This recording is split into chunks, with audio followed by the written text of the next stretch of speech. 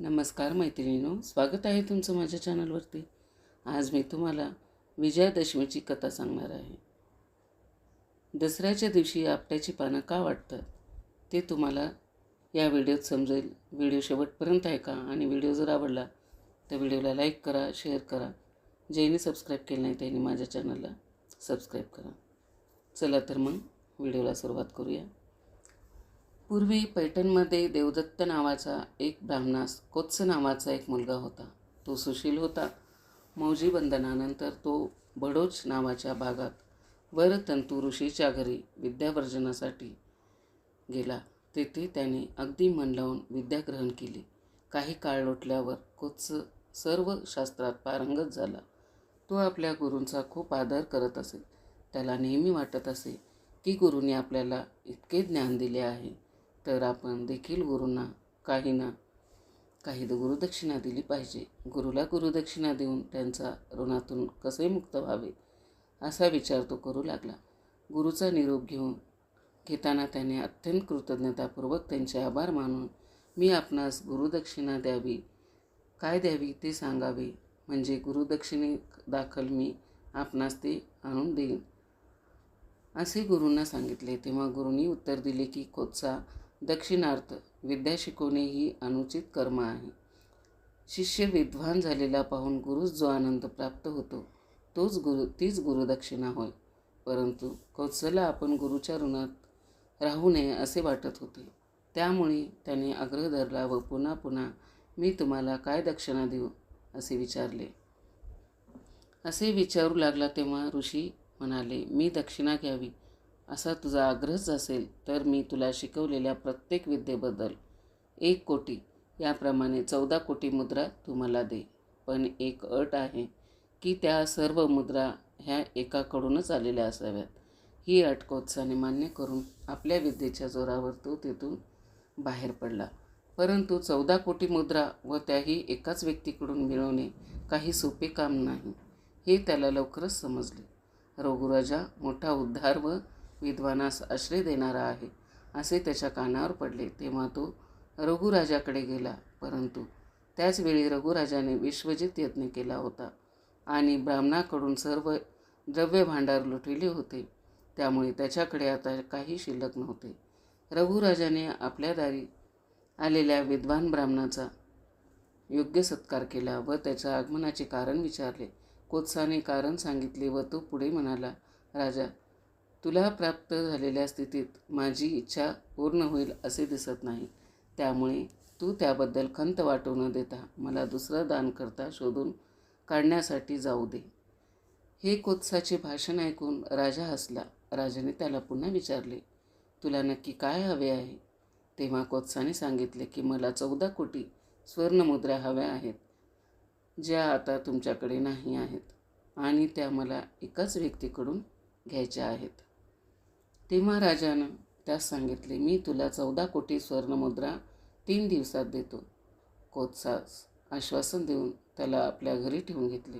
आता त्याने थकलेली बाकी वसूल करण्यासाठी इंद्राबरोबर लढण्याची तयारी सुरू केली. ही गोष्ट इंद्रास समजताच तो चिंताक्रांत झाला, कारण इंद्रास रघुराजाच्या कर्तृत्वाची माहिती होती. त्यामुळे इंद्रदेव कुबेराकडे गेले. तेव्हा यावर उपाय म्हणून कुबेराने स्वर्णमुद्राचा वर्षाव करावा असे सांगितले. तेव्हा इंद्राने नगराबाहेर आपट्याच्या व शमीच्या झाडावर कुबेराकडून स्वर्णमुद्राचा वर्षाव करविला. रघुराजाने त्या सर्व स्वर्णमुद्रा कोत्सास दिल्या. कोत्स त्या सर्व स्वर्णमुद्रा घेऊन वरतंतू ऋषीकडे गेला आणि त्यांचा स्वीकार करण्याविषयी विनंती केली. परंतु वरतंतू ऋषीने फक्त 14 कोटी मुद्रा ठेवून घेऊन बाकीच्या कोत्सास परत दिल्या. तेव्हा राहिलेल्या स्वर्णमुद्रा त्याने रघुराजास आणून दिल्या, पण तोही ते घेईना. आता इतक्या स्वर्णमुद्राचं काय करावे म्हणून शेवटी त्याच आपट्याच्या व शमीच्या झाडाखाली त्या मुद्रांचा ढीग करून त्याने लोकांस त्या नेण्यास सांगितल्या. लोकांनी श्रीमंत होण्याची ही संधी साधून त्या नगरीच्या सीमेबाहेर असलेल्या त्या झाडाची पूजा केली आणि सोने मनसोक्त लुटले व एकमेकास देऊन आनंद व्यक्त केला. हा दिवस विजयादशमीचा होता. त्यावेळेपासून या विशिष्ट झाडाची पूजा करून सुवर्णमुद्रांच्या ऐवजी या झाडाची पाने लुटण्याची प्रथा सुरू झाली. शमीची पाने दसऱ्याच्या दिवशी शमीची पाने एकमेकांना प्रदान करू नयेत, तर ती पाने आपल्या वस्तूत ठेवावीत. यामुळे वस्तूतील वायुमंडल शुद्ध होण्यास मदत होते. शमी ही तेज तत्वरूपी आहे. ही रजात्मक असल्याने तिच्यातून प्रक्षेपित होणारे तेजकण हे वातावरणात आगीची निर्मिती करतात. या सूक्ष्म जाळाने जीवांचा शास्त्रभाव जागृत होण्यास मदत होते.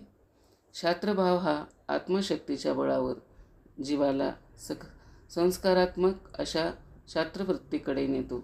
वनवासाला जाताना प्रभू श्रीरामचंद्राने शमीच्या झाडाच्या डोलीत शस्त्रे ठेवली होती. शमीच्या खोडातून व पानातून उत्पन्न होणाऱ्या तेजतत्वरूपी धगीमुळे शास्त्रातील सुप्त मारक शक्ती अखंड कार्यरत अवस्थेला राहू शकते. यावेळी प्रभू श्रीरामचंद्राने जरी शस्त्रे उतरवली तरी त्यांनी या शास्त्रांच्या माध्यमातून मारक शक्ती दुर्जनावर सोडून शमीपत्राच्या सहाय्याने संपूर्ण ब्रह्मांडात मारक तत्वांचे कार्य केले. दसऱ्यांच्या दिवशी श्रीरामाचे तारक तर हनुमानाचे मारक तत्व कार्यरत असल्याने शमीपत्र हे ते तत्व आकृष्ट करून घेऊन ते वायुमंडलात प्रक्षेपित करण्याचे महत्त्वाचे कार्य करते. आपट्याची पाने ही आप व तेज या कणाशी निगडीत असल्याने शमीकडून प्रक्षेपित झालेल्या लहरी या आपट्याच्या पानाकडून ग्रहण केल्या जाऊन त्या आपटतत्वाच्या बळावर प्रवाही बनवल्या जातात व जेव्हा या आपट्याच्या पानाचे आदान प्रदान होते त्यावेळी हे तेजतत्वरूपी कण आपट्याच्या पानातून जीवाच्या तळहाताकडे संक्रमित होतात. यामुळे जीवाच्या हातावरील देवतांच्या स्थानांचे बिंदू कार्यरत होऊन त्या बिंदूतून ते आवश्यक तत्व जीवांच्या सूक्ष्म देहापर्यंत आपकणांच्या सहाय्याने चिरपले जाते. या कारणास्तव शमीची पाने घरात ठेवून दसऱ्याच्या दिवशी वायुमंडलाची शुद्धी करावी व त्यानंतर आपट्याच्या पानातून तेज तत्व एकमेकांना प्रदान करून ईश्वरी राज्य स्थापनेला लागणारा शास्त्रभाव जागृत अवस्थेत ठेवावा. महिषासूर नावाचा एक राक्षस होता. त्याने खडतर तप करून ब्रह्मदेवाला प्रसन्न केले आणि आपणाला त्रिलोक्याचे राज्य मिळावे असा वर मिळवला. तसेच पुरुषाच्या हातून तुला मृत्यू येणार नाही असाही वर त्याला मिळाला. त्या जोरावर मेलेल्या राक्षसांना तो पुन्हा जिवंत करी. महिषासुराने बृहस्पतीला कैद करून पाताळात स्थानबद्ध करून ठेवले. इंद्राच्या महिषासुराने पराभव केला आणि ब्रह्मा विष्णू महेश यांना जिंकण्यासाठी तो धावून गेला. महिषासुराला पुरुषाच्या हातून मरण नाही म्हणून ब्रह्मा विष्णू महेश यांनी त्याला मारण्यासाठी पार्वतीची योजना केली. पार्वती विजया नाव धारण करून शास्त्राने सज्ज झाली. महायक्षिणी, मोहमाया, चामुंडा इत्यादी 56 कोटी स्त्रियांचे सैन्य तिने उभारले. असिलोमा, दुर्धर, दुर्मुख, बिंडाल यांच्यासारख्या अतिबलाढ्य राक्षसांना विजयादेवीने ठार मारले. त्यामुळे तालजज्ञ राक्षस संतापला आणि त्याने विजयादेवीवर प्रचंड पर्वत फेकला. देवीनं आपल्या शस्त्राने पर्वताची तुकडे केले.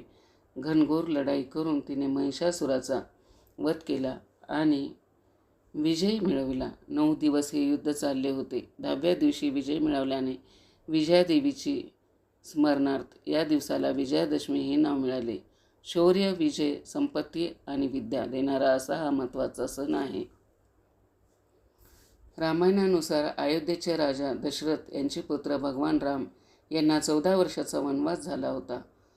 त्यांच्यासोबत त्यांची पत्नी सीता आणि भाऊ लक्ष्मण देखील वनवासात गेले होते.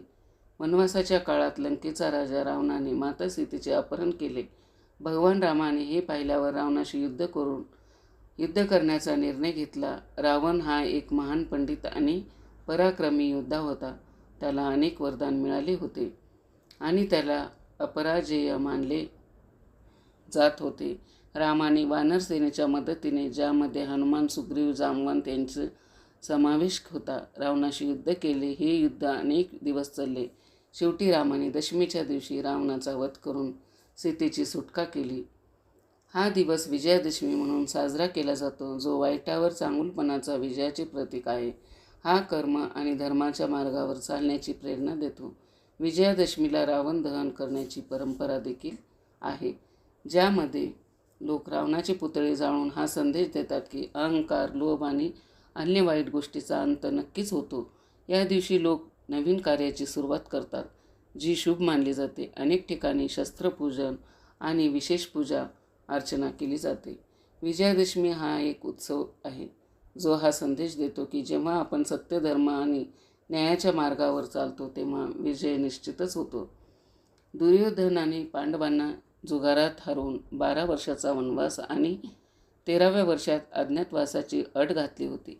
13व्या वर्षाच्या काळात अर्जुनाने आपले गांडीव शमी वृक्षावर लपून ठेवले होते आणि ब्रह्मलाच्या रूपात राजा विराटाच्या सेवेत होता. जेव्हा गायीचे रक्षण करण्यासाठी अर्जुनाला युद्ध करावे लागले, तेव्हा त्याने शमी वृक्षावरून आपला धनुष्य काढून शत्रूवर विजय मिळवला. त्याचप्रमाणे रामचंद्रजीने लंकेवर चढाई करताना शमी वृक्षाजवळ विजयाचा आशीर्वाद मिळवला होता. म्हणून विजयादशमीच्या दिवशी संध्याकाळच्या विजय काळात शमी पूजन केले पाहिजे आणि शमीचा आशीर्वाद मिळवला पाहिजे. कसा वाटला माझा व्हिडिओ कमेंट करून नक्की सांगा. शेवटपर्यंत माझा व्हिडिओ ऐकला त्याबद्दल आपले सर्वांचे मनापासून आभार.